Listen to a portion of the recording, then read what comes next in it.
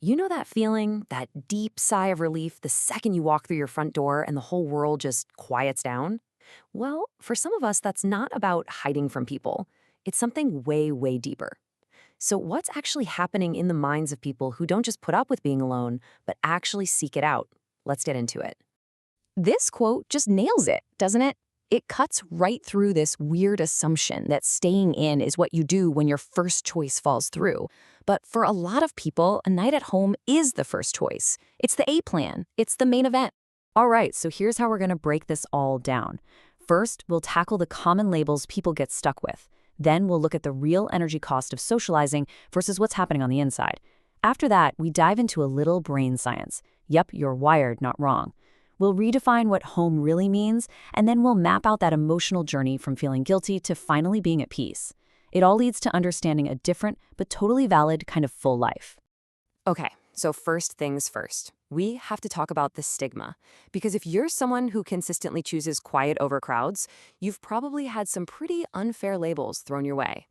And this right here leaves out the total disconnect. On one side, you've got what society often slaps on you: antisocial, depressed, or that you're missing out or wasting your life.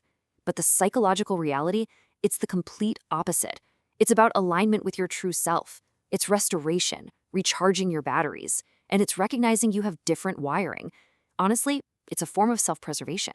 That idea of self-preservation leads us to something really important.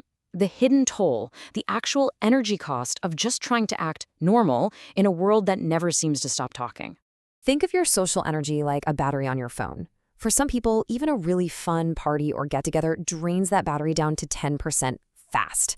They might absolutely love their friends, they might be having a great time, but the act of being on just sucks the life out of them. And the only way to recharge isn't more fun. It's quiet. It's solitude. That's the only charger that works. And this quote, it captures that feeling perfectly. I mean, it sounds like a total contradiction, right? But it's not. It's not about a lack of love or affection at all.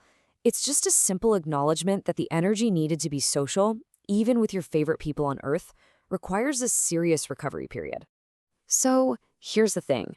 This isn't just about feelings or what you prefer to do on a Friday night.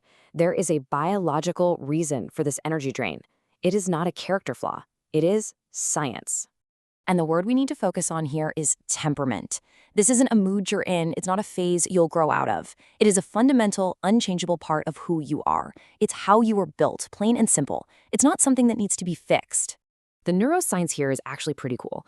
So some brains are wired to get energized by what's happening outside of them: crowds, noise, new experiences.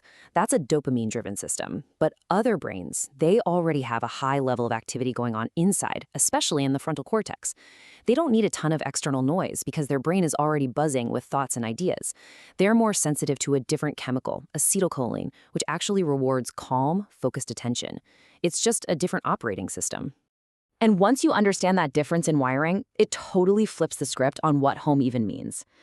Our culture often sells us this idea that home is a default setting, the place you end up when you have nothing else to do. But that is just not the whole picture.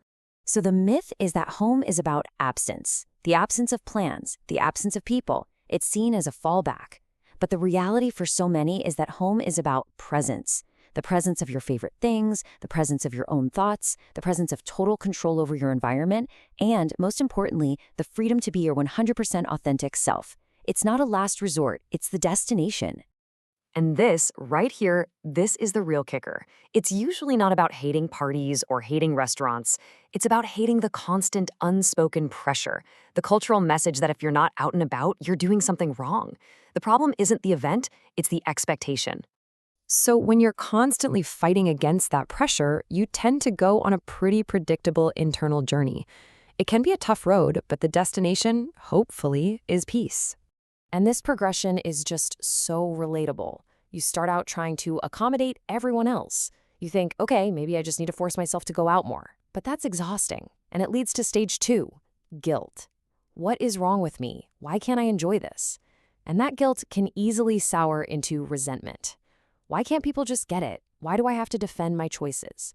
And then, finally, you get to acceptance. That beautiful, quiet realization, oh, there's nothing wrong with me. This is just how I'm built. And you see, what you actually do on a Saturday night might not change at all.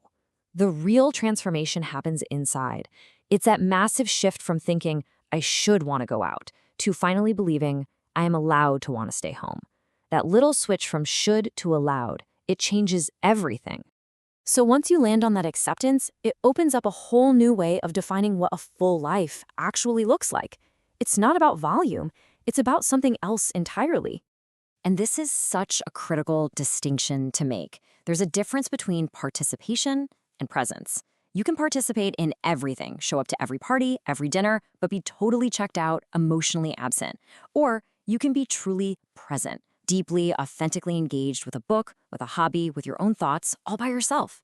That's where the real juice of life is, not in just showing up. And the research backs this up. The payoff for honoring your own nature is huge. People who build a life that fits their temperament report higher life satisfaction, lower anxiety, and a much stronger sense of who they are. Why? Because they finally stop performing a life they think they're supposed to live and start living their actual life. And that just brings it all home. A life rich with quiet moments, deep dives into personal passions, and a few carefully chosen relationships isn't a smaller life. It's just a different life. It's not wrong. It's honest. So we'll leave you with this one question to think about. It really doesn't matter if you get your energy from a crowded room or a quiet one. The only question that matters is this. Is the life you're living today built on someone else's expectations, or is it built on true alignment with who you really are?